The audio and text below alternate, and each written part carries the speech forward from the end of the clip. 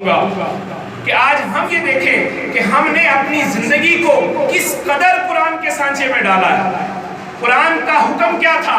قرآن کا ایک حکم یہ بھی تھا جو سب سے اہم حکم تھا، وہ کیا تھا کہ یا ایھا النبی قل لازواجک وبناتک ونساء المؤمنین یدنین علیہن من جلابیبہن، کہ اے پیغمبر صلی اللہ علیہ وسلم اپنی ازواج مطہرات سے فرما دیجئے، اپنی بیٹیوں سے فرما دیجئے، مومنہ عورتوں سے فرما دیجئے کہ جب وہ اپنے گھروں سے نکلیں تو اپنے چہروں پر نقاب کر کے نکلا کریں۔ کیسے نکلیں؟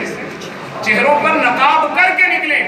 آج ہم دیکھیں کہ ہم کس جگہ پر کھڑے ہیں، آج ہم یہ دیکھیں کہ کہاں کھڑے ہیں۔ کیا اللہ کے پیارے حبیب صلی اللہ علیہ وسلم کے اس فرمان پر ہم نے عمل کیا؟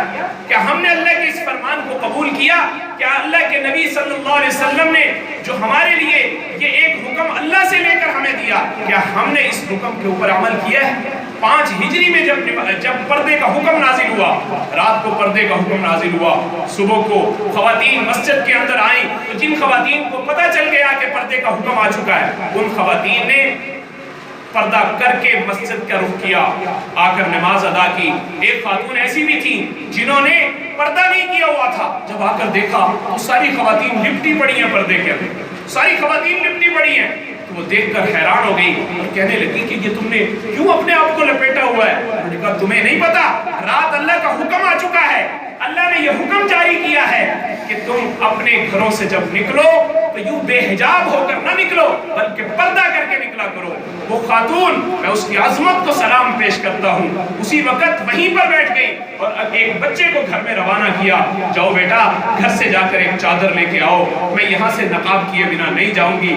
گھر سے چادر منگوا کر نقاب کیا، چادر اوڑھ کر پھر اپنے گھر کا رخ کرتی ہے۔ جب اپنے گھر گئی، جا کر خاوند نے دیکھا کہ آج کیوں اتنا لپٹ کے آئی، کہا کہ اللہ کا یہ حکم آ چکا ہے۔ کہنے لگے کہ جب تمہیں پتہ نہیں تھا تو تم اسی طرح اپنے گھر میں آ جاتی، تمہیں پردہ کر کے دوبارہ گھر سے چادر منگوا کر پردہ کرنے کی کیا ضرورت تھی؟ میں قربان جاؤں اس صحابیہ کی عظمت پر، میں قربان جاؤں اس کی عظمت پر کہ امت محمدیہ کی عورتوں کو ایک سبق دے کر وہ خاتون جا رہی ہے۔ کیا پیغام دیا اس نے کہا کہ جب اللہ کا حکم آ چکا تھا پھر مجھے اللہ کے حکم کی نافرمانی میں ایک قدم اٹھانا بھی مجھے یہ منظور نہیں تھا کہ میں اپنے اللہ کے حکم کے خلاف ایک قدم بھی اٹھا لوں۔